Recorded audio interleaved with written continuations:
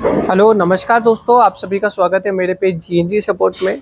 And जो आज का टॉपिक है वो ये है कि हम एक फूड बिजनेस एस्टेब्लिश करना चाहते हैं। मान लो कि हम एक फूड बिजनेस अभी अभी रिसेंटली हमारे मन में आया है कि हम एक फूड बिजनेस चालू करें, बट हमें यह नहीं पता है कि हम क्या प्रोसीजर यूज़ करें, क्या प्रोसेस होती है फूड बिजनेस को एस्टेब्लिश करने के लिए।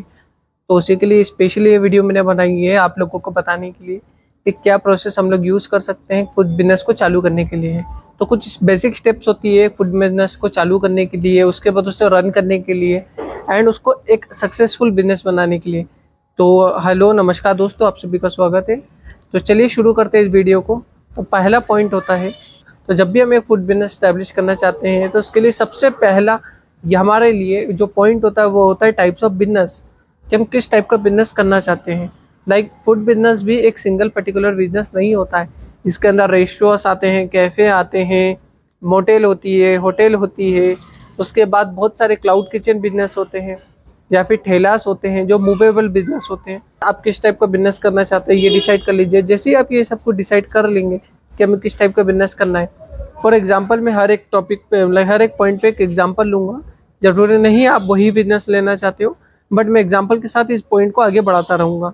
तो सबसे पहले मैं टाइप्स ऑफ बिजनेस की बात कर रहा हूँ। तो टाइप्स ऑफ बिजनेस में मैं सबसे पहला पॉइंट जो लेना चाहता हूँ वो ये है, मान लो मैंने क्लाउड किचन बिजनेस सेलेक्ट करा। इतने सारे बिजनेस में मैंने क्लाउड किचन बिजनेस सेलेक्ट करा है कि मैं इस टाइप का बिजनेस रखना चाहता हूँ।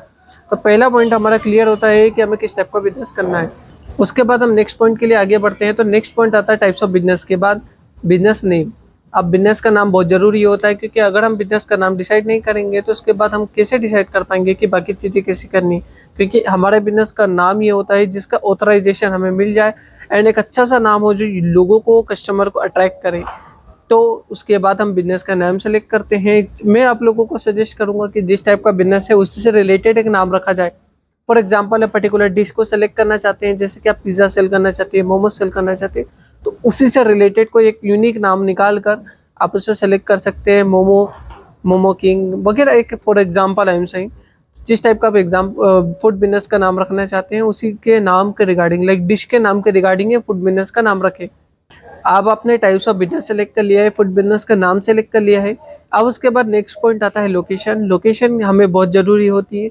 एक अच्छी लोकेशन सेलेक्ट करना। अगर आप क्लाउड किचन करना चाहते हैं तो लोकेशन इतनी इंपॉर्टेंट नहीं होती है, बट हाँ अगर आपका डिफरेंट बिजनेस है, लाइक आप उस पर डाइनिंग भी रखना चाहते हैं, तो आप मार्केट में सेलेक्ट कर सकते हैं कुछ ऐसी यूनिक लोकेशन जहाँ पे आपको लगता है कि डाइनिंग यहाँ पर चलेगी। या फिर आपको लगता है काउंटर सेल रखना चाहते हैं, लाइक काउंटर रख के आप फूड बिजनेस सेल करना चाहते हैं, तो उस हिसाब से आप लोगों को एक काउंटर सेल की जगह लोकेशन ढूंढनी पड़ेगी जहाँ पे आपका फूड बिजनेस चल सके। एंड यहाँ तक कि आपके डिशेस पे भी डिपेंड करता है कि आपका जो फूड बिजनेस है वो चलेगा कि नहीं चलेगा। मान लो आप एक पिज़्ज़ा बर्गर सैंडविच सेल करना चाहते हैं, तो वो मेन मार्केट एरिया में नहीं कर सकते। उसके लिए आपको एस्टेब्लिश करना पड़ेगा आपके बिजनेस को ऐसी लोकेशन पे जहाँ पर आपको लगता है यहाँ पे कैफे बिजनेस या रेस्टोरेंट बिजनेस चलता है। वहीं पर अगर आप चाहते हैं कि जैसे कुछ ऐसे आइटम सेल करना, समोसा कचौरी टाइप के बिजनेस, तो इस टाइप के आइटम आप जहाँ सेल कर सकते हैं जहाँ पे बहुत मार्केट एरिया होता है, क्योंकि रनिंग बिजनेस होता है। इसी टाइप में आप अपने हिसाब से डिश के हिसाब से डिसाइड कर सकते हैं कि लोकेशन हमारे लिए क्या परफेक्ट रहेगी। तो परफेक्ट लोकेशन ही आपके बिजनेस को सक्सेसफुल बनाती है। जैसे कि हमने टाइप्स ऑफ बिजनेस सेलेक्ट कर लिया है, लोकेशन सेलेक्ट कर ली है, नाम सेलेक्ट कर लिया है। अब हम चलते हैं नेक्स्ट पॉइंट पे। तो जब हम सारे पॉइंट को इकट्ठा कर लेते हैं, तैयार कर लेते हैं, तो उसके बाद नेक्स्ट जो इम्पोर्टेंट पॉइंट आता है वो होता है डॉक्यूमेंटेशन।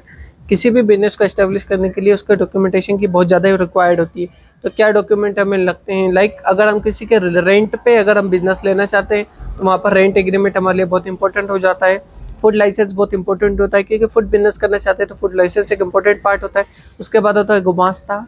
उसके बाद बहुत सारे ऐसे फूड बिजनेस लाइसेंस होते हैं जो नगर निगम लाइसेंस होते हैं जो आप लोगों को लेकर रखना पड़ते हैं। तो ये कुछ की पॉइंट है स्टेप 1 किसी भी बिजनेस को स्टैब्लिश करने के लिए। उसके बाद मैं नेक्स्ट वीडियो में आप लोगों को इसके आगे की स्टेप्स बताऊंगा कि बिजनेस चालू करने के बाद ये जो हमने 4 पॉइंट इंपॉर्टेंट पॉइंट थे, ये 4 इंपॉर्टेंट पॉइंट हमने जो डिसाइड करे, इसके करने के बाद हम क्या स्टेप्स फॉलो कर सकते हैं बिजनेस को आगे बढ़ाने के लिए। तो इस वीडियो के लिए इतना ही। Till then goodbye, thank you, bye bye.